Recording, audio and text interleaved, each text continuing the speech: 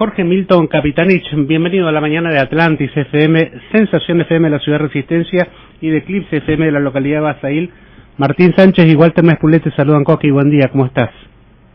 ¿Qué tal? ¿Cómo les va? Un gran gusto saludarlos. Bien, Capitanich, necesitábamos hablar contigo por el tema de la aprobación de un presupuesto que lamentablemente no es lo que justamente apuntaban desde la oposición.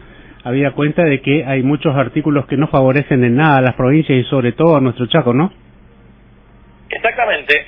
El proyecto de ley de presupuesto que venía en revisión de la Cámara de Origen, que era la Cámara de Diputados de la Nación, contemplaba 3 títulos, 71 artículos y 11 capítulos.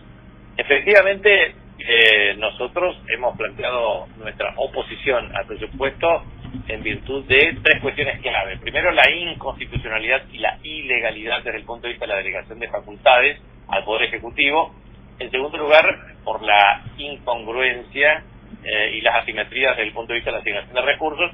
Y por otro lado, la inconsistencia derivada de las proyecciones macroeconómicas, partiendo de premisas falsas que obviamente generan conclusiones falsas. Entonces, ¿qué es lo que hicimos nosotros? Primero, el tipo de cambio, la tasa de inflación y la tasa de crecimiento del Producto Interno Bruto, que implican la base para la proyección de recursos de erogaciones y resultado fiscal, no son consistentes. Como no son consistentes, efectivamente eso va a generar un problema de discrecionalidad en la asignación de las partidas. Naturalmente, Milei, que fue un presidente que tuvo una carrera veloz, digamos, de estandapero a diputado nacional, de diputado nacional al presidente de la República, sin funcionarios y sin equipos. Eso, prueba evidente es que 200 funcionarios fueron efectivamente cambiados en los primeros 2 años de gestión. Segundo, ha gobernado con la ley 27.742, que es efectivamente la ley, creo que ese es el número de la ley bases y punto de partida para libertar a los argentinos, 27.748 creo que es. Bueno, en este contexto, esa ley lo que permitió es 92 decretos delegados, algunos por sentido práctico y 70 derivados de esa ley. Segundo, un récord de decretos de necesidad de urgencia, planteando claramente la discrecionalidad. Y tercero, objetivamente lo que ocurrió es el desarrollo de la administración de casi 142.000 millones de dólares en 2 años sin ley de presupuesto. Eso implicó las 2 prórrogas sucesivas por la ley complementaria de presupuesto 11.672 y también, obviamente también, por el artículo 27 de la ley 24.156. Entonces, conclusión, digamos, ¿qué es lo que nosotros planteamos? Primero, la verdad es que el artículo 11 del proyecto, primero porque, bueno, tiene un primer capítulo que va desde el artículo 1 al 10 del proyecto, que otorga muchísimas facultades de carácter discrecional al Poder Ejecutivo. El presupuesto más o menos contempla cerca de 148 billones de pesos, pero en realidad hay 295,4 billones de pesos, o sea, más del doble prácticamente el doble, que es efectivamente un sistema de discrecionalidad desde el punto de vista de las fuentes y aplicaciones financieras. La segunda cuestión es que nosotros consideramos que las planillas anexas de obra pública en realidad deja sin financiamiento a las provincias argentinas. Por lo tanto, planteamos nuestra objeción porque eso impide la repavimentación integral de la ruta 69 en la provincia del Chaco, que va desde Avianderay al límite con Santiago del Estero, la continuidad de la ruta 6 de Las Breñas a Las Piedritas, el tema de la continuidad de todas las rutas del Impenetrable, que son 272 kilómetros, los cuales 172 efectivamente estaban contratados, de los cuales 40 kilómetros se ejecutaron, pero necesitábamos terminar la ruta 3, que une Villarreal, Mejito al Espinillo, la ruta 9, que une Miraflores, Las Hacheras, 9 bis, para llegar efectivamente con 9 bis, 100, etcétera, para llegar a Fuerte Esperanza y también a Nueva Pompeya, y después hacer el completamiento integral para llegar hasta las obras que tienen que ver con el Sausalito.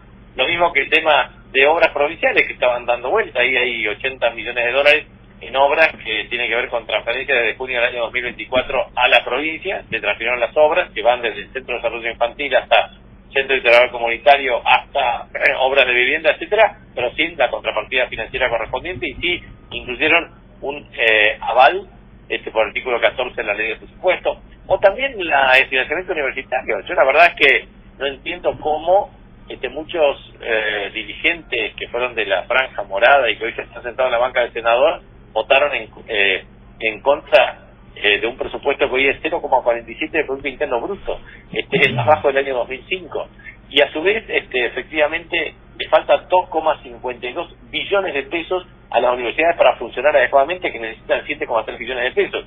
O también, por ejemplo, el tema de las cajas provisionales. 13 provincias que no transfirieron sus cajas provisionales por artículo 71 le dan 4% del total del déficit proyectado para el financiamiento.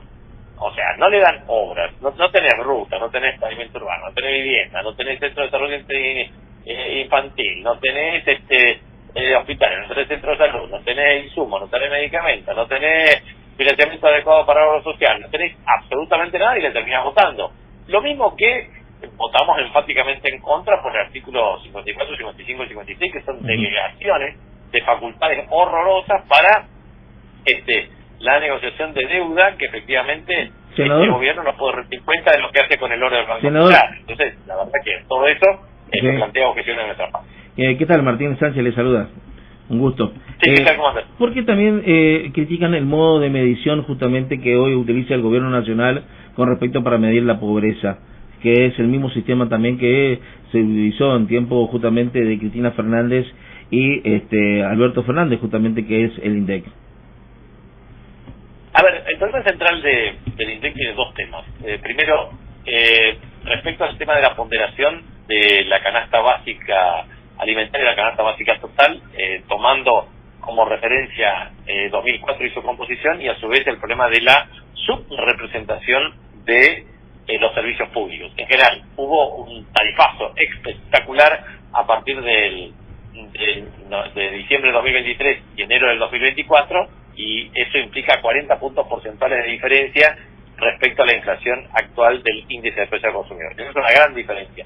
Segundo, respecto al tema del 2023, ahora han mostrado artificialmente una recuperación de los salarios no registrados, producto de que efectivamente están computando sin empalme la serie vinculada al tema de asignación universal por hijo y el tema de tarjeta alimentaria. O sea, que se habían generado como mecanismos de ingreso durante la gestión de Alberto Fernández, pero que finalmente no se computaban como ingreso indirecto por parte del INDEC, con lo cual genera artificialmente, sin metodológicamente evaluar bien las series, un supuesto mejoramiento de la estructura de ingresos cuando eso ya se venía advirtiendo con anticipación. O sea que creo que hay una sobreevaluación de las estimaciones de ingresos y hay obviamente una subrepresentación desde el punto de vista de los servicios públicos. Pero independientemente de eso, lo cierto es que, bueno, Argentina debe tender hacia un proceso de normalización de series estadísticas que permita medir bien no solamente la canasta básica alimentaria, la canasta básica total, el índice de precio al consumidor y naturalmente todo, porque a ver, ¿qué es lo que se exhibe en la Argentina de hoy? Primero, una tasa de crecimiento que es muy heterogénea, sí, no es homogénea. O sea, cae la construcción, cae el consumo de servicios básicos y populares, cae el problema de la tasa de generación de empleo industrial, caen empresas e industrias. Por ejemplo, en nuestra provincia, el Chaco está muy fuertemente damnificada con la caída del nivel de empresas y obviamente el aumento del desempleo producto de la caída del empleo forzado y formal. Preguntarle también sobre esa puntualidad, le pido que sea breve también, ¿cómo ve la economía, por lo menos este año 2025, de la provincia del Chaco? Si me puede hacer entre líneas, mucho mejor. Bueno, primero hemos tenido un récord de pérdida de pequeñas y medianas empresas, o sea, empresas que cierran, aumento de la tasa de desempleo y obviamente pérdida del empleo formal. Y naturalmente una caída estrepitosa del salario público promedio, también del empleo del salario no registrado y del salario privado en promedio respecto al noviembre de 2023. Por lo tanto, 2025, lo único que sí me parece que es un tema importante en Chaco es la industria de la construcción, que es muy dinámica, se cayó espantosamente. Nosotros llegamos a tener cerca de 30.000 empleos directos, indirectos, formales e informales, a 4.000 hoy. Segundo, se ha recuperado, sí, después de una intensísima sequía de 2 años consecutivos, el tema de la actividad agrícola. Muy buena cosecha de trigo récord, muy buena cosecha de girasol récord, y obviamente se encamina todo a un sistema productivo que se va a recuperar significativamente, pero caída de la actividad forestal, caída de la industria de la construcción y caída en general de la actividad económica. Correcto. Jorge Capitanich, le agradecemos mucho este contacto con nosotros. Lamentablemente estamos llegando al final de nuestro programa del día de hoy, pero le comprometemos en todo caso, antes de cierre de este año, volver a comunicarnos con usted para darle también las reflexiones a nuestra audiencia sobre materia política. ¿Le parece así? Pero con muchísimo gusto. Un gran abrazo para usted y muy feliz año. Así será. Un abrazo, mi querido. Hasta luego. Hasta